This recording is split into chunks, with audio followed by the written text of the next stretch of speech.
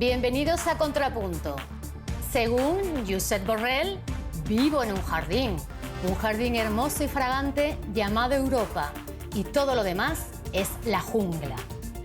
Oye, Jorge, ¿tú sabías que vives en una jungla? Por supuesto, Cristina. Muchos saludos desde acá, desde la selva. Como dijo Borrell, todo el mundo que rodea Europa es una jungla que se aproxima amenazante al jardín para devorarlo. Europa es un jardín. Hemos construido un jardín. Todo funciona.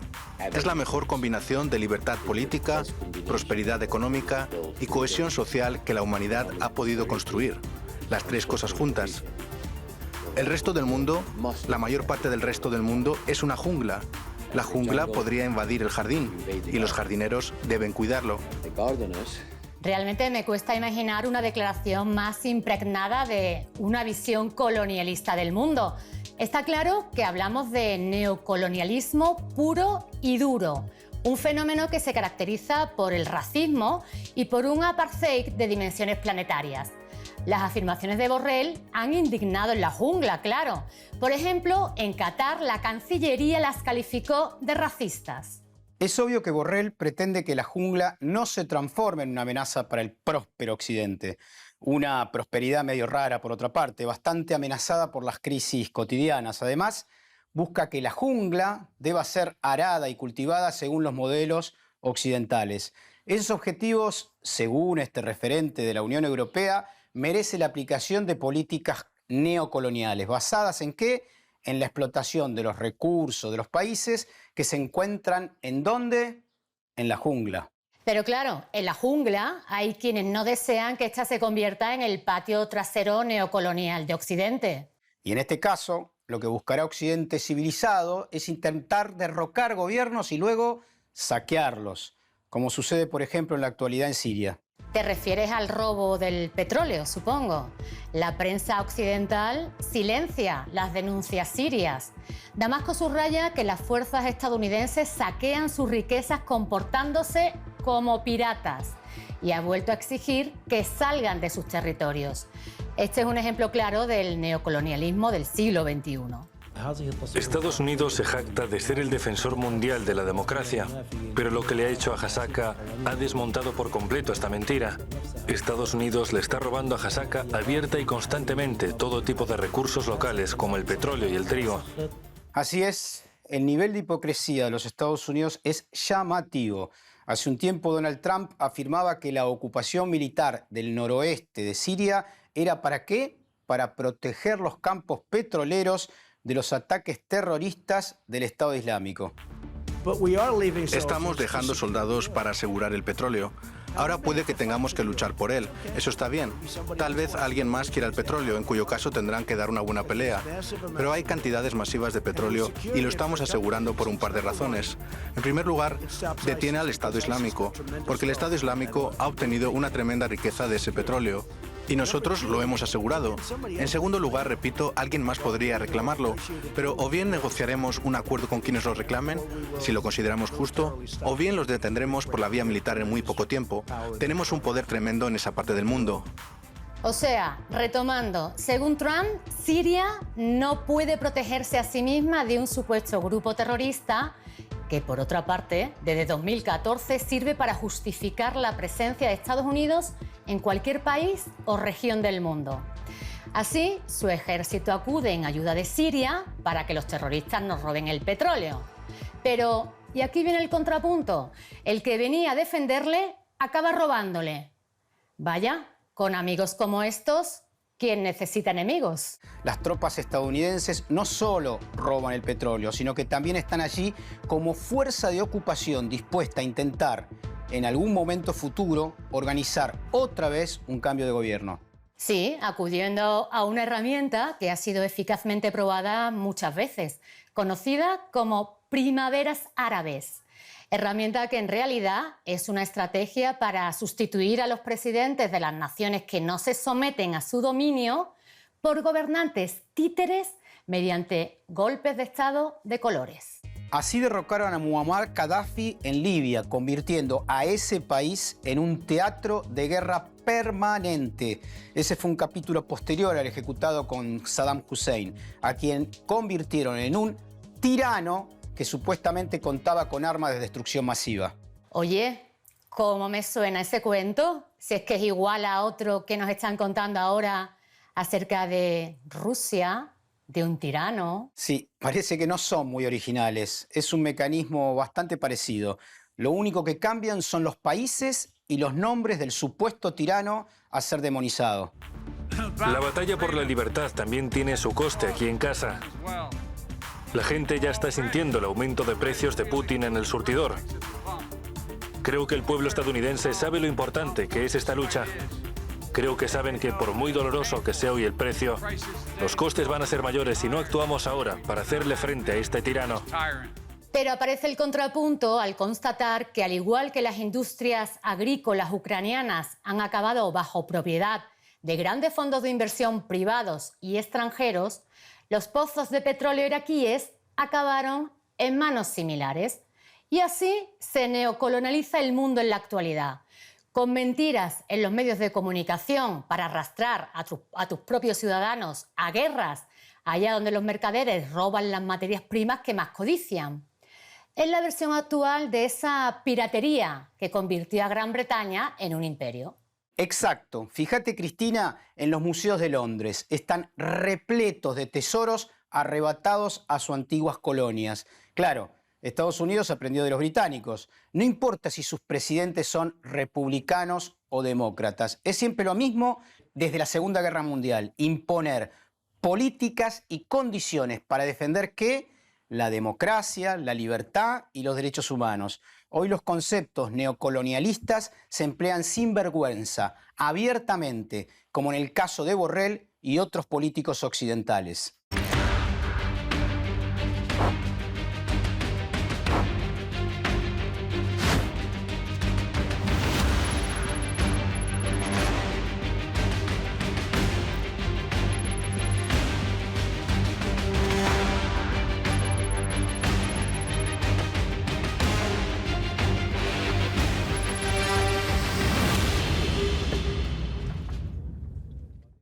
Y aún más, la estrategia neocolonizadora es practicada por las corporaciones privadas de Estados Unidos, en la que también participan conglomerados y empresas aliadas anglosajonas, francesas, holandesas y belgas principalmente. Poco a poco se han hecho con el control de países esenciales para sostener su economía sin pagar el precio real de sus materias primas. Simplemente las roban. Y así es como Estados Unidos se transformó en potencia. Mira, Cristina, los anglosajones, franceses, holandeses y belgas de hoy son los dignos herederos de sus ancestros colonizadores que robaron y redujeron a la esclavitud a los habitantes de sus colonias. El contrapunto ineludible, entonces, es que al mismo tiempo se convierten en los culpables del empobrecimiento de esas naciones sometidas a las que condenan a guerras y polarizaciones sociales eternas. Generan caos y desórdenes internos porque, como es bien sabido, a río revuelto, ganancia de pescadores. Lo último que necesita el Cuerno de África son más bases militares extranjeras, más armas y más injerencia europea. Lo que llamamos nuestra relación estratégica no tiene que ver con el florecimiento humano, sino con las ambiciones de la Unión Europea como superpotencia. Ahora hay un nuevo gran juego en el Cuerno de África. Potencias mayores y menores marcan el lugar con bases militares. Francia, Estados Unidos, China, Alemania, Japón, Italia y Arabia Saudí, todos tienen presencia en la diminuta zona de Djibouti. Hay mercenarios entrando desde todos los cuarteles. Toda la región está siendo militarizada. Además, las nuevas armas del neocolonialismo son sanciones unilaterales y los bloqueos. Cuba superó su estatus colonial gracias a la Revolución de 1959, pero arrastra 60 años de bloqueo, una medida arbitraria y contraria al derecho internacional que le impide el acceso, entre otras cosas, a los medicamentos y que limita una de sus más importantes fuentes de ingreso, el turismo. Venezuela, que eligió su propio camino de independencia, también sufre estos bloqueos en diferentes áreas ligadas sobre todo a la infraestructura y a los alimentos. Y los paquetes de sanciones promovidos por Occidente contra Rusia, porque se opone a un mundo unipolar y a la hegemonía estadounidense, son criminales.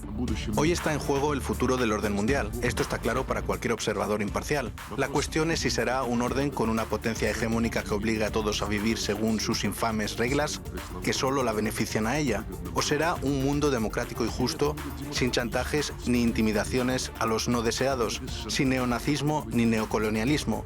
Rusia sin duda elige la segunda opción. Cristina, ahora se ponen a hablar con muchas metáforas de jardines y junglas, mientras que antes no gastaban tantas palabras. Por ejemplo, en el Congo, en África, los belgas llevaron a cabo un genocidio para apropiarse del caucho.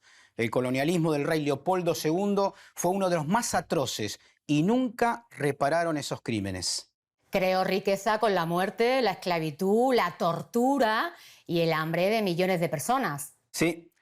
Los europeos se convirtieron en los grandes saqueadores de los recursos naturales. Reino Unido, Bélgica, Países Bajos, Francia, España, Portugal, Italia y Alemania. Y luego, obviamente, sus herederos en Estados Unidos de América. Disiento contigo respecto a meter a España en el mismo saco, Jorge.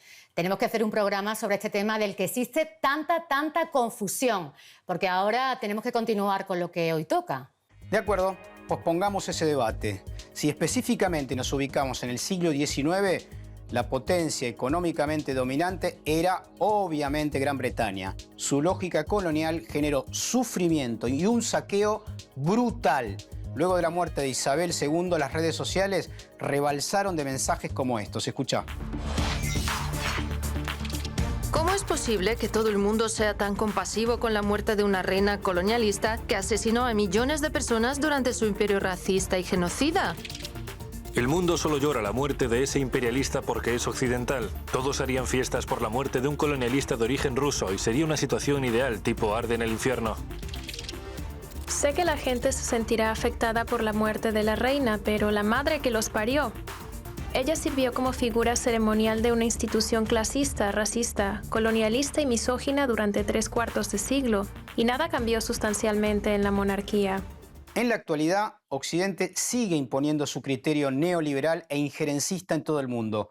Sigue creyéndose el dueño de la realidad global. Repito, esa es la forma de neocolonialismo en el día de hoy, pero camuflado tras los conceptos de la libertad y la democracia. Escudándose en esos términos, tratan de neutralizar a Rusia como país que defiende su soberanía y lidera la lucha contra el neocolonialismo. Y para ello presionó a más de 100 países para que condenaran a Rusia después de los referendos. Y tras aprobarse esta resolución lanzada desde la ONU, finalmente vemos que estos países han sido sometidos a los intereses y objetivos de las empresas de la OTAN, del Fondo Monetario Internacional, del Banco Mundial. Es correcto. Buscan aislar a Rusia repitiendo lo que ya hicieron en Irak, definiendo como terroristas a quienes no se someten. Escucha esto, en comillo. La Asamblea ha pedido a los Estados miembros del Consejo de Europa que declaren como terrorista al actual régimen ruso. Reza el comunicado de la Asamblea Parlamentaria del Consejo de Europa. Hemos visto cómo Occidente, movido por instintos neocoloniales, lanzó una campaña sin precedentes de chantaje y presión sobre los estados en vías de desarrollo, en un intento de que apoyaran el proyecto de resolución antirrusa. Esta campaña se inició en Washington. Al mismo tiempo, equipos de emisarios políticos de Estados Unidos y sus aliados literalmente asediaban las capitales de los países no alineados y los amenazaban con represalias por desobediencia. Pues aquí el sometimiento de la Unión Europea, las sanciones y presiones estadounidenses, no solo nos está costando una fortuna, sino que nos está convirtiendo en bárbaros. Seguro, Jorge, que has visto las escenas distópicas en las gasolineras francesas, pero me gustaría recordarlo. Mira cómo han acabado los civilizados europeos que colonizaban y neocolonizan, presumiendo de una inteligencia superior. Así se vive hoy en el Edén.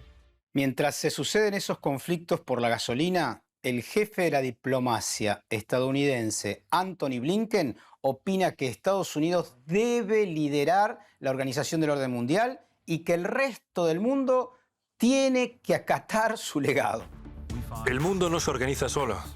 Y para Estados Unidos, la lección es que si no participamos en su organización, si no asumimos un papel de liderazgo en ella, entonces hay dos opciones. O bien alguien más lo hace, y quizás podría tratarse de China, una vez más, tal vez no de una manera que refleje plenamente nuestros intereses y valores, o bien, lo que sería igual de malo, nadie lo hace. Y en ese caso suelen aparecer vacíos que se llenan con cosas malas antes de llenarse con cosas buenas. ¿No te parece que esa gente ha perdido un poco la conciencia de realidad? Sin duda, porque lo que afirma Blinken no es más que un remake de la ideología supremacista colonial cuando decían, acuérdate, que el resto eran bárbaros a los que había que civilizar. Ahora la versión neocolonial defiende que hay que transformar el mundo siguiendo el modelo diseñado por Washington. En Latinoamérica calificamos esas aseveraciones como propias de un pensamiento eurocentrista. Lo que la Unión Europea y la OTAN no soportan es que las luchas anticoloniales fueron el resultado de los cambios generados por Rusia desde mediados del siglo XX. Sin esa posibilidad, Cristina, viabilizada por Moscú, no hubiese sido posible pensar en las luchas independentistas de este siglo. Y a pesar del tiempo transcurrido, algunos no se han dado cuenta de que el eurocentrismo es anacrónico. Piensan como en el siglo XIX, sin asimilar que ya estamos en el XXI. Esta visión creo yo que va a pasarle factura a los políticos de la Unión Europea. Ya se pide la dimisión de von der Leyen, de Macron, de Rutte en las calles, y el desgaste de los políticos socialdemócratas ante la ciudadanía es tan evidente que el ministro de Economía francés se ha visto obligado a mostrar alguna señal de que está al servicio de los ciudadanos franceses y no de los grupos económicos y financieros de Estados Unidos. La guerra en Ucrania no debe resultar en una dominación económica de Estados Unidos y un debilitamiento de la UE. No podemos aceptar que nuestro socio estadounidense nos venda el gas natural licuado 4 veces más caro de lo que se lo vende a sus industrias. La Unión Europea está no solamente alienada a la OTAN, sino cautiva por contrato de las guerras de dominación que le conviene a la industria bélica y energética, por lo que su régimen opresor amenaza a sus esclavos europeos con matarlos de hambre y de frío. ¿Y para qué? Para mantener el sistema de vida americano a costa del de los europeos que se creían libres, pero que ahora descubren que están neocolonizados también. La OTAN y la Unión Europea quieren darle continuidad al orden mundial neoliberal que destruye las soberanías nacionales. De alguna manera, lo que hace Rusia y China es poner un límite claro a esa pretensión eurocentrista. Occidente está preparado para pasar por encima de todo para salvaguardar este sistema neocolonial, el cual le permite aprovecharse del mundo, esencialmente robar, a costa del poder del dólar y los dictadores tecnológicos. Recoger los datos de toda la humanidad, recuperar las fuentes más importantes de riqueza del ingreso de la renta. Proteger esta renta es abominable y absolutamente mercantil por su parte. Por esta razón, a sus intereses les corresponde la pérdida de soberanía total. De ahí viene su agresión contra los países independientes. Este es el momento de crisis. Es imprescindible repensar el sistema mundial, pero sin nuevas formas de colonialismo. Y eso están haciendo, porque cansados del neocolonialismo de los grupos de poder estadounidenses y sus adláteres europeos, las potencias como Rusia, Brasil, India, Pakistán, China se ven listas para liderar un nuevo orden mundial. Date cuenta que incluso el gran aliado de Estados Unidos, Arabia Saudí, se acerca a Rusia, lo que ha enervado a los mecenas de Biden. Todos lo hemos oído lanzando amenazas e improperios por doquier. Necesitamos un nuevo tipo de relaciones con Arabia Saudí. Creo que los acontecimientos de los últimos días lo han puesto de relieve duramente. La decisión de la semana pasada de parte de la OPEP de alinearse y alinear su política energética con los objetivos militares de Rusia y en contra del pueblo estadounidense enfatiza lo que veníamos diciendo, lo que el presidente Joe Biden ha repetido durante años. Es muy probable que las actuales tensiones mundiales generen una nueva arquitectura global. Estamos viendo la crisis de la última etapa neocolonial, pero los dirigentes políticos atlantistas no parecen muy conscientes de eso. Están impulsando una guerra que va a debilitar tanto a la OTAN como a la Unión Europea. Date cuenta que creo que estamos exponiendo la crónica de una muerte anunciada.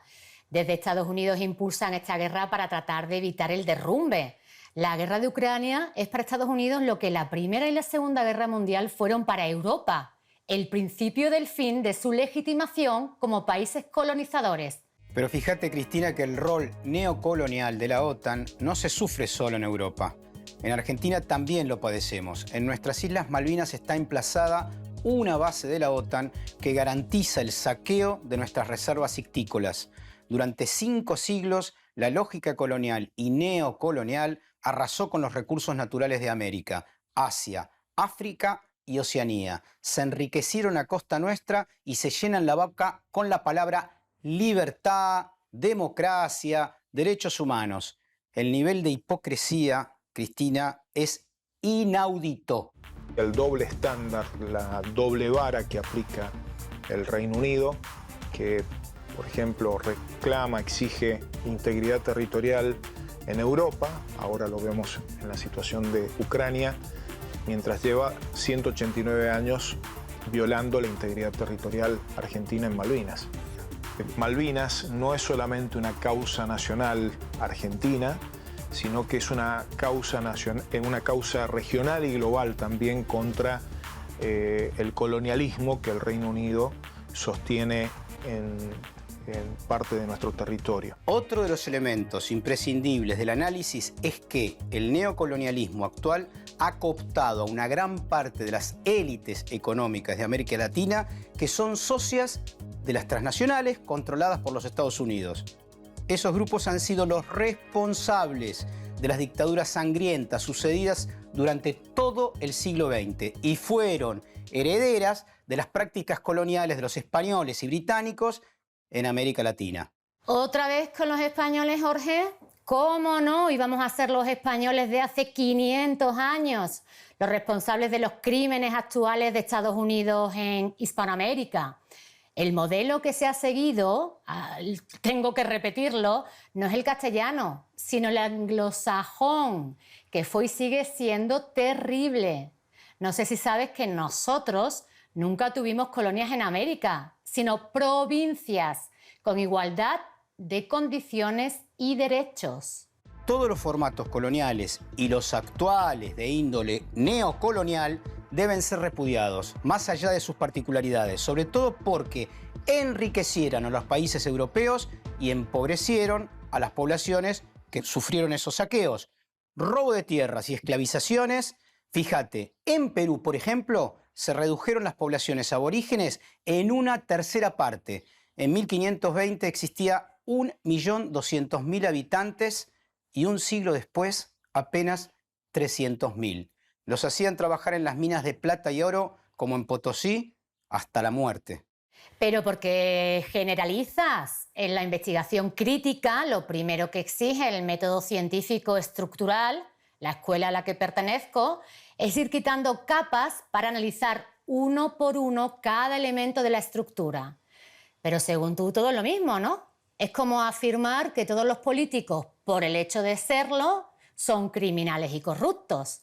El neocolonialismo utiliza máscaras y sus operadores son las transnacionales productivas, financieras y comunicacionales. Europa Occidental, a partir del siglo XV, y Estados Unidos, desde el siglo XIX, son las potencias neocoloniales, las mismas que hoy conforman, curiosamente, la OTAN. Es la globalización empresarial y su neocolonialismo cultural para subyugar el mundo entero y ajustar la economía mundial a sus intereses. Escucha lo que dice el presidente Putin respecto a los socios euroatlánticos. El modelo occidental de globalización neocolonial, en su esencia, se basaba en la unificación, en el monopolio financiero y tecnológico, en la eliminación de todas las diferencias.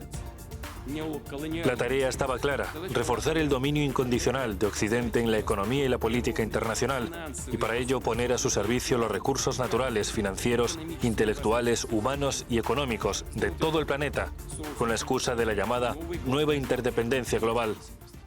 Es que robar los recursos naturales de Siria, de Irak, Afganistán es neocolonialismo.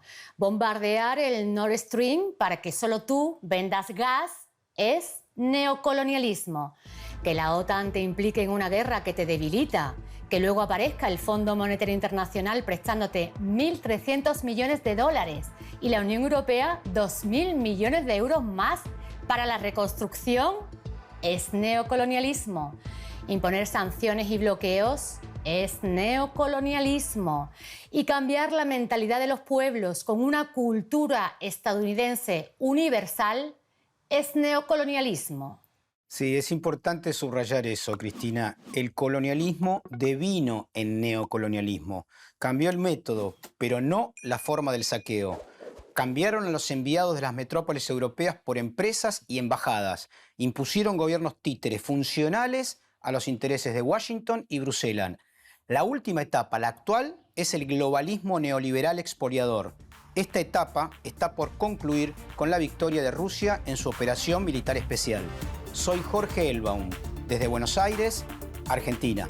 Soy Cristina Martín Jiménez desde Madrid, España. Nos vemos la próxima semana en Contrapunto.